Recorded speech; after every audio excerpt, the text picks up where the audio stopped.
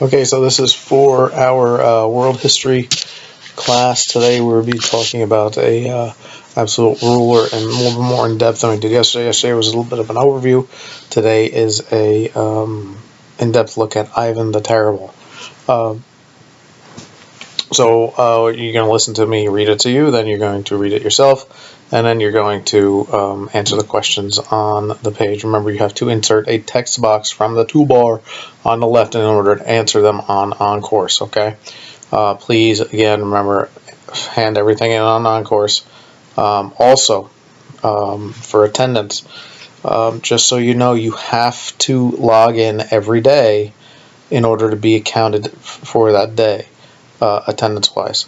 If you do your work, then if I put up for example, today's reading and questions, and you don't do it till tomorrow, and I don't see that you were here, you are marked absent from my class for that day. So just make sure that you're logging in every day, doing all your work every day. Okay? So this is reading on Ivan the Terrible. Ivan IV, the Terrible of Russia, he lived from 1530 to 1584. Was a cruel tyrant who never knew the meaning of moderation. He drank too much, laughed too loudly, and hated and loved too fiercely. And he never forgot anything. Ivan was definitely smart, and despite his cruelty, his reign is a great one in Russian annals. In Russia, Ivan was called Grozny, which has always been translated to terrible, but it actually means awesome.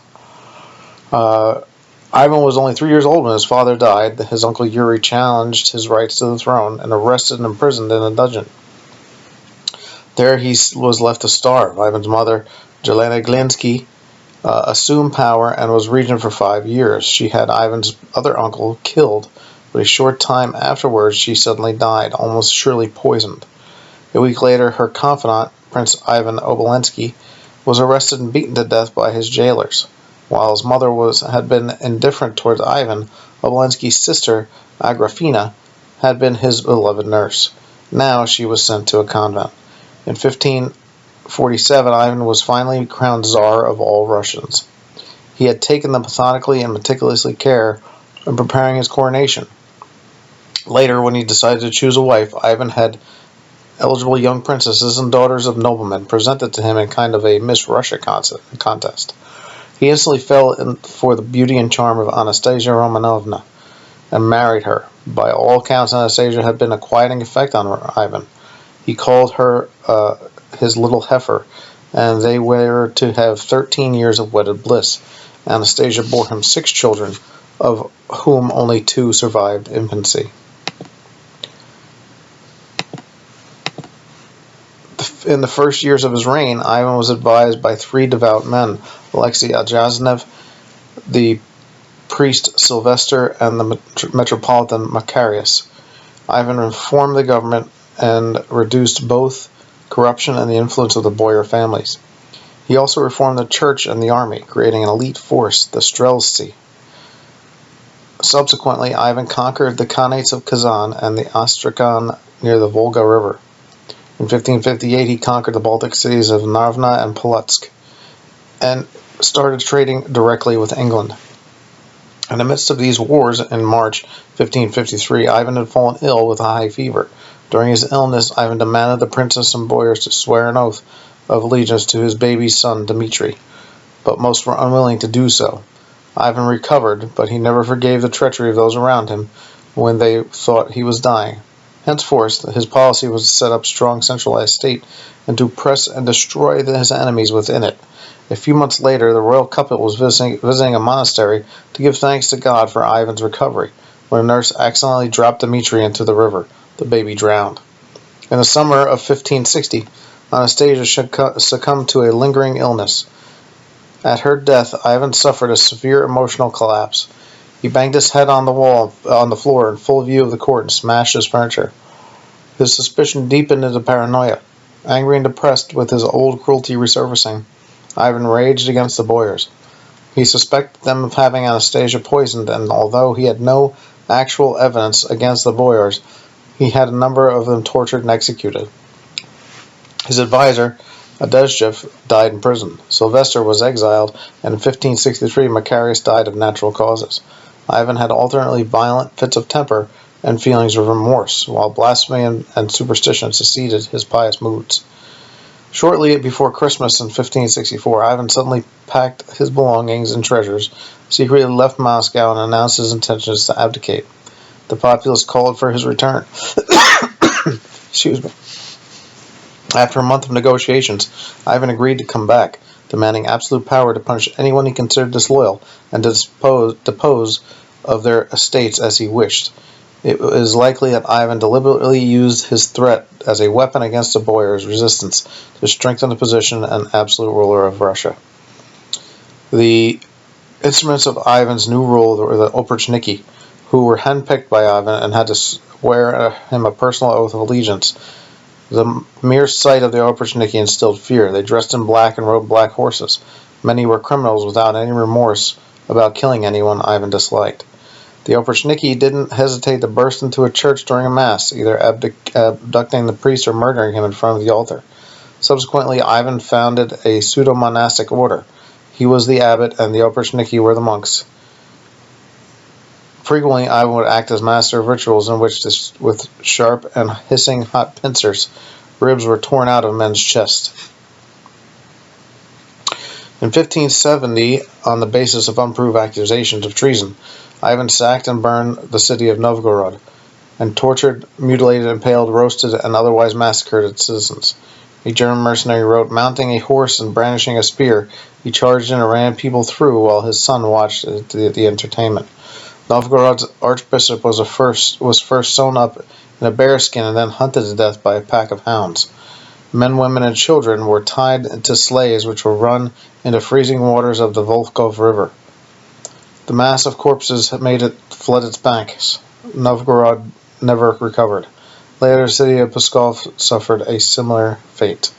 After 2 years of bad harvests, a plague epidemic ravaged the countryside in 1570. The next year, Moscow was devastated by fire.